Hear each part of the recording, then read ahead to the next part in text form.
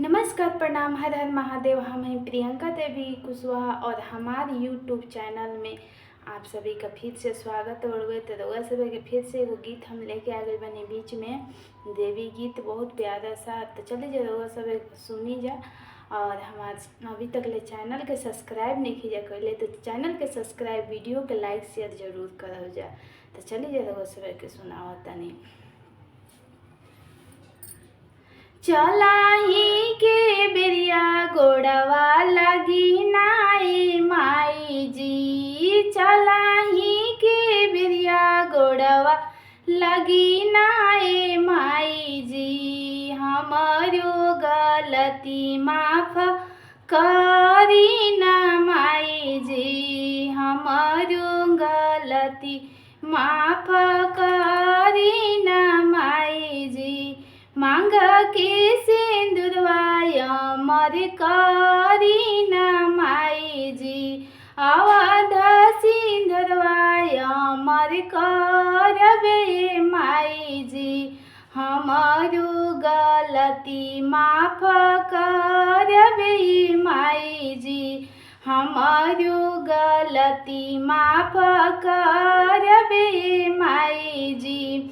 गोदी की बालकवाया मर करबे माई जी, गोदी की बालकया मर करबे माई जी। हमारू गलती माफ करबे माई जी, हमारू गलती माफ करबे माई जी।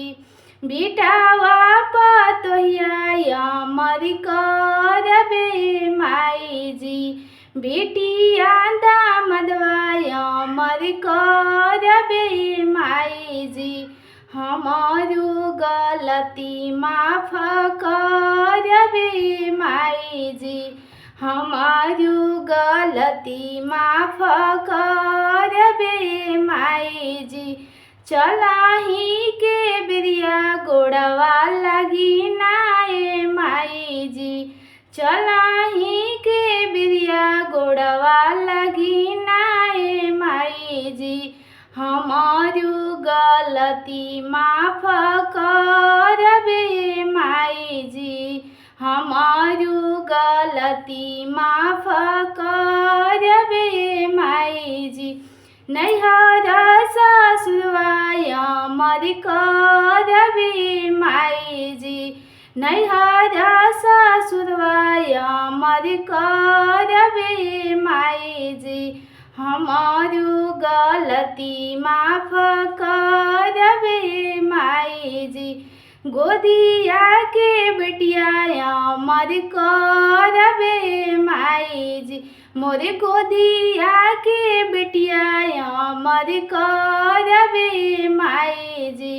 हमारू गलती माफ करबे माई जी। चलाही के बेरिया गोड़